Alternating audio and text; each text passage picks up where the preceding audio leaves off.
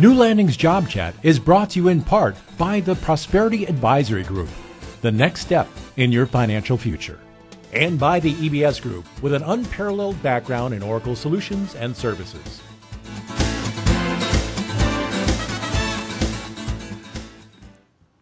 Once again, you find yourself in a difficult interview situation, and you run across some interview types that are different than the ones that we had discussed previously. Who are these new types of interviewers, and how do you handle those? You'll find out today on Job Chat. My name is Hector Silva. I'm your host, and our guest today is Kathryn Lorenzen. Welcome, Kathryn. Thank you. Happy to be here. Kathryn has recruited, screened, and placed hundreds of people in jobs, coached hundreds more in job searches, and made dozens of presentations on career development. She spent the last 14 years at LandaJob Advertising and Marketing Talent, and she also worked for almost 20 years in advertising agency account management at Bernstein Reed, Valentine Redford, and several other creative agencies in the Southeast and Midwest. Kathryn earned her coaching credential from the National Career Development Association, and she served as president of the Kansas City chapter of the Association of Career Professionals International. Her newest hobby is serving as a creativity coach to fiction writers through the Creativity Coaching Association. Again, welcome, Kathryn. Thanks. We discussed a number of different types of interviewers, difficult interviewers last time. And in this show, we want to go a little further and discuss some of the others that you've identified. Good. So, again, these are situations, if you would just remind us what makes those difficult. Sure. I've developed these, some descriptions of these prototypes of difficult interviewers, if you will, that the candidate can encounter, in which the interviewer is making the candidate uncomfortable. The candidate knows that they might be in this kind of a situation when they're in the presence of one of these personalities that's really throwing them off their game, if you will. And you can do all the preparation that you want in researching the company, the job, the industry, the people. But if you land in front of these one of these prototypes, you need a few extra tools to kind of get yourself into rapport with this person who has the ability to make a decision about your future. So you kind of have to respond on the fly.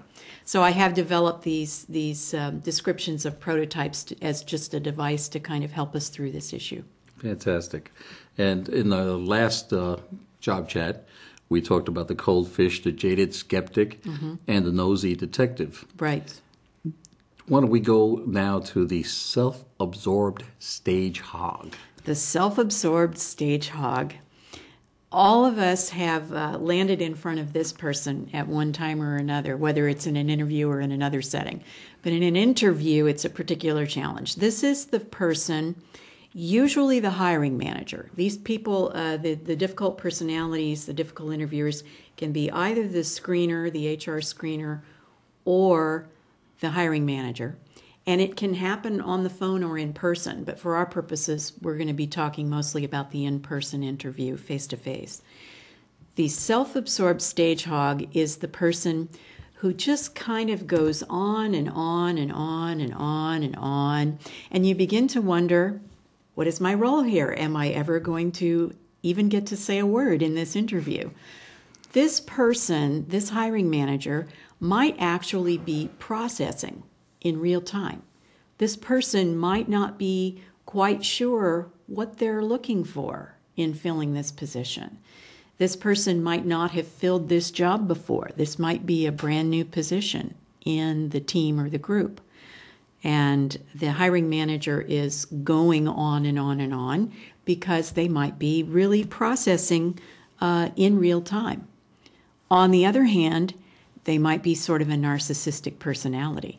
And they might be someone who just really enjoys having an audience and holding forth, if you will. And in this case, they have a captured audience. They do. They do. You are a captive audience as the interviewee, no question about it. Now, you still want to get your point across. Yes. You still want to be sure that they understand who you are and get your questions asked. How do you go about that if they're taking the floor all the time? Well, you certainly have to be alert for an opportunity to get into the conversation, because your goal is dialogue and conversation. And if you're simply sitting there reflecting them the whole time, you can't really achieve that. So you have to be alert and sometimes literally wait for the breath that they're going to have to take eventually. You must not interrupt. That's the biggest danger with being in front of the self-absorbed stage hog, is that you can really be tempted to interrupt and opportunistically interrupt and say something like, I'd like to tell you about one of my qualifications that speaks to that issue. You must not do that. You must wait for an opportunity to ask a question or to get into some kind of genuine dialogue with this person, not just to interrupt with something about yourself. Seems like you have to have a lot of patience in this situation. You do. And you must be. This is a particularly difficult one because you have to be alert. Just because they're going on and on and on doesn't give you license to drift off and wander into your own thoughts and plan what you're going to say when they do stop. You must pay attention.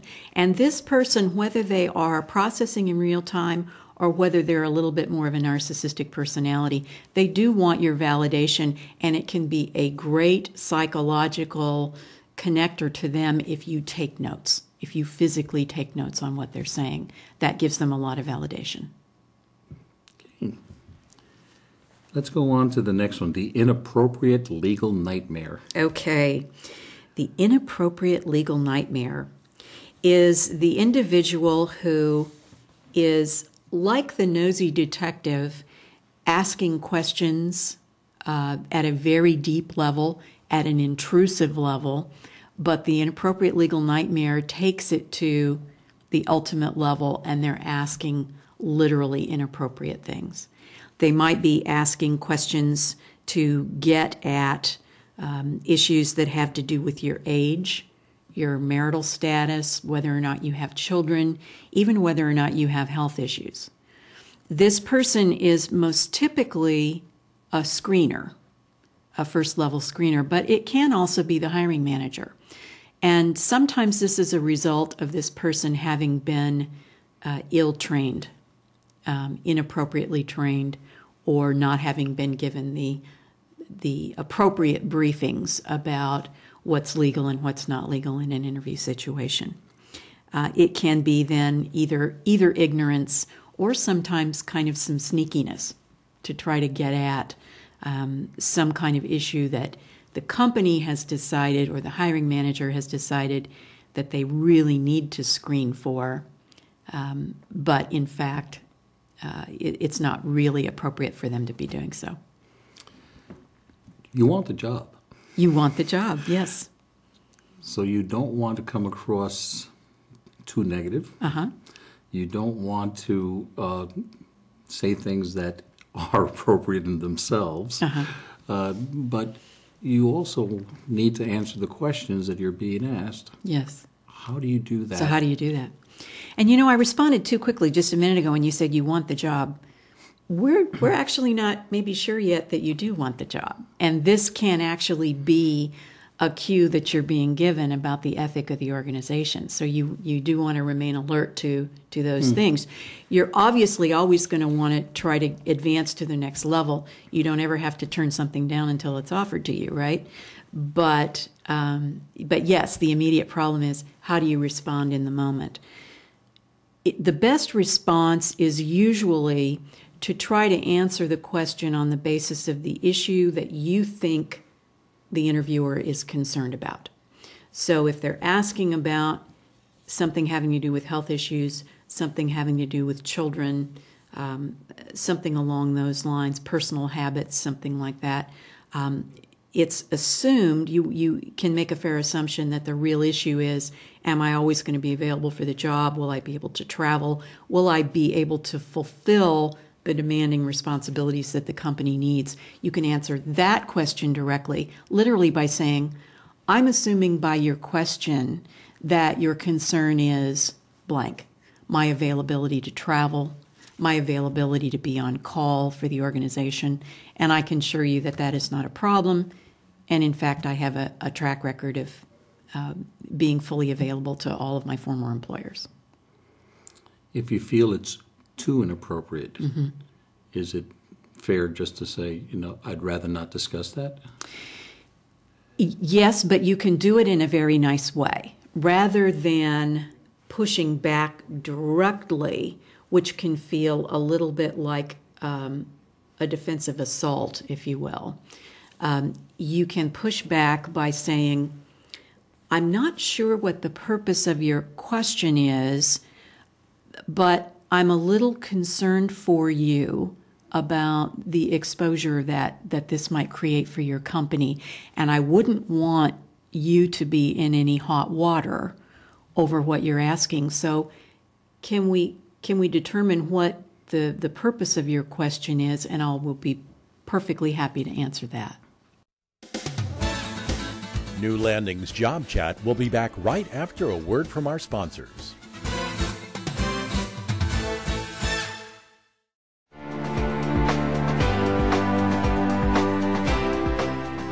Hello, my name is William Easley, Managing Director of Wealth Management with Prosperity Advisory Group. While under unemployment stress, there may be a temptation to become more conservative with your investment allocation. Recognizing how short-term problems can adversely influence your thinking about long-term goals can help you avoid costly mistakes. It's reasonable to expect that you may need cash and more liquid assets at your disposal as you assess your financial situation over a job loss. However, you must avoid selling long-term investments as a panic response to uncertainty. You may trigger an unwanted tax or generate an ill-timed loss. Conversely, being unemployed isn't the time to take a flyer on a hot stock tip, ratcheting up your risk level in hopes of a quick profit to make up for lost income. You may do nothing more than compound your cash flow problem. A reasoned and balanced approach is recommended. Start by seeking out a qualified financial planner, such as a CFP professional, who can help you assess your unemployment situation, suggest strategies for conserving wealth, and perhaps help you with ideas on how to best protect assets. It's important to sort out alternatives while structuring a plan around your short-term objectives and your long-term goals. Again, I'm William Easley with Prosperity Advisory Group, the next step in your financial future.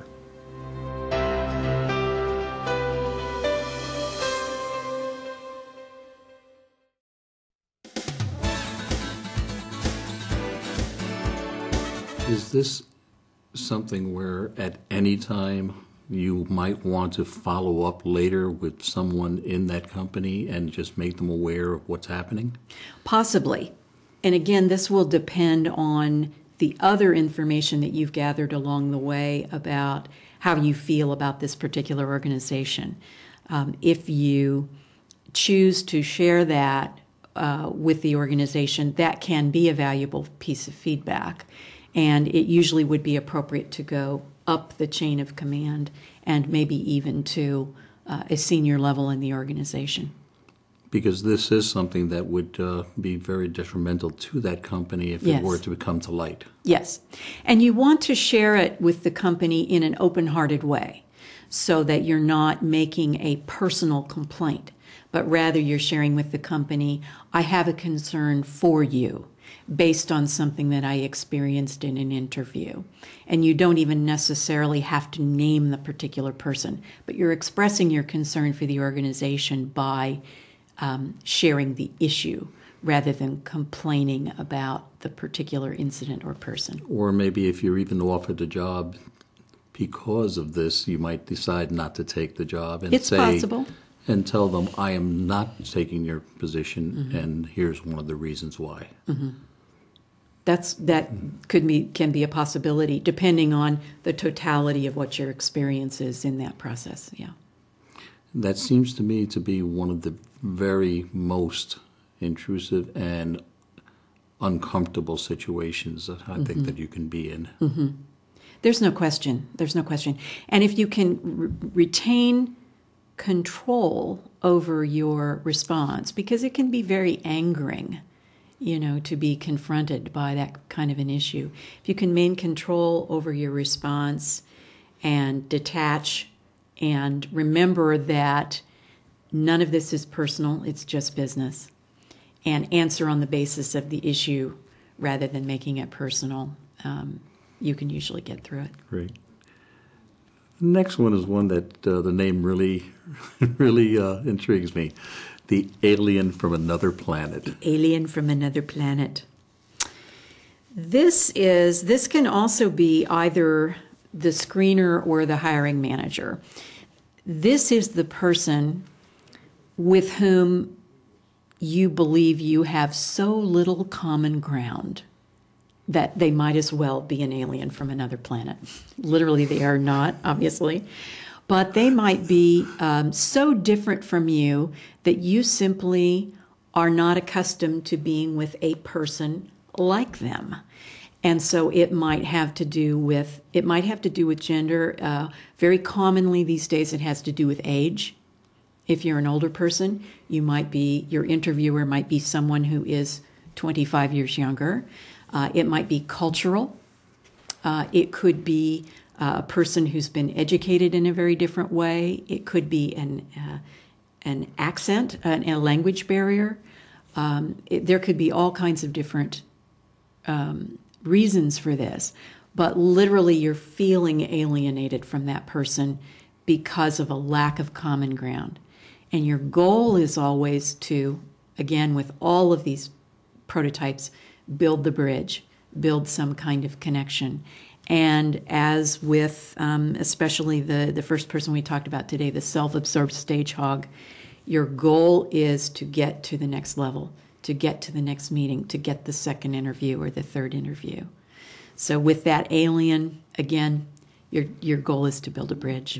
It's a little different than what I thought. I thought you were going to talk about somebody who was just acting strangely. Oh, okay.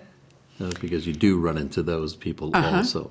Well, that's true. That's a good point, because sometimes you can be in the presence of someone who, for example, if they have been trained in a certain way to put on a certain type of a mantle when they're interviewing and ask very aggressive behavioral questions, for example, that could be sort of the same scenario. So I think you've pointed out to me another version of the alien.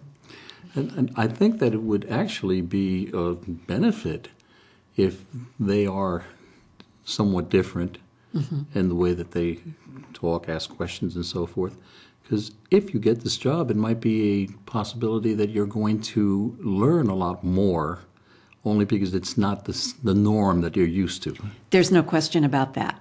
And you should take advantage of that from the get-go by tailoring your questions to this person with whom you think you have so little common ground. So this is the particular kind of person with which you can really get a lot from questions like, tell me how you got your job here at the organization. Tell me a little bit about your background. Take the opportunity to learn a little bit more about that person. Find out how they like their job. Find out how they like it there at the company and what specifically they like about it. That will give you some of those kinds of common ground that you can build a conversation on. And a little different from the stage hog, here you have a chance to really delve into some of that. Yes. Yeah, absolutely. Yeah. The next one is the rose-colored glasses sweetie pie. Yes. Ah. The rose-colored glasses sweetie pie is, I think, more commonly the screener, but it can also be the hiring manager.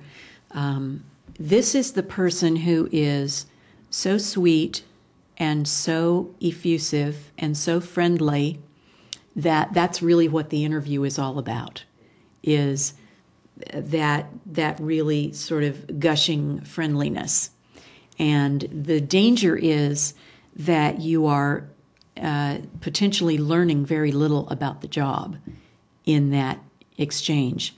Sometimes the rose-colored glasses sweetie pie is a person who is not necessarily going to give you very much information because they don't have it. sometimes. And sometimes that person is actually someone who is not necessarily very well viewed in terms of credibility in the organization, especially if they're a screener. So you want to be actually careful and cautious about building too much of a bond with the rose-colored glasses sweetie pie, because that can actually be a danger signal to someone else if they speak too highly of you. Okay. Could this person also be, let's say, a third interviewer where they've already discovered or come to agreement that you can do the job, that your experience, your background, your knowledge is a good fit for the job, and now they're just trying to learn a little more about you, and at the same time trying to sell you on the company? Yes, that's a very good point, and that actually can be another place where the rose-colored glasses sweetie pie shows up. The caution is still there that you don't want to let down your guard too much, reveal too much inappropriate personal information. You want to take advantage of their friendliness, but you want to use it to actually learn more about the organization and how it works. So you're saying that this could also be a way that this interviewer interviews to try to get you to open up. Yes, and let down your guard. And let down your guard. Yes. Okay. Exactly. All of these that we've discussed from the last interview we did and this one, is there any commonality from all of these that you can bring to us? I think so. I think that the common thread through all of these 7 prototypes is that they make you feel like, as a candidate being interviewed, that you're off your game. They kind of throw you off center, they throw you off guard, and you feel like no matter what kind of preparation you've done, that it can be all for naught, that you're going to fall apart right there in front of them. So I developed these prototypes as a way for people to think in advance about the different kinds of personality types that they might be in front of, so that they can be aware of some of the personal communication tools that they can use to overcome this. And we'll talk about that in our next chat. That's when we'll talk about some of the tools and techniques that you can use. Terrific. Okay. Thanks, Hector. Well, thank you for being with us again. And we look forward to the next time that you're with us. That's great. And if somebody wanted to contact you and get some further information or talk to you directly about some specific situations, where could they contact you? You can find me through our company website, www.landajobnow.com, or you can find me on LinkedIn, Kathryn Lorenzen, Lorenzen. Thank you once again for another nice situation. My pleasure. Remember that all of our job chats are available on our website, www.newlandysjobchat.org. And when you get there, just click on the previous chats button and you can see all of the previous shows that we've done. Until next time, as always, may your days be full of health, happiness, and success.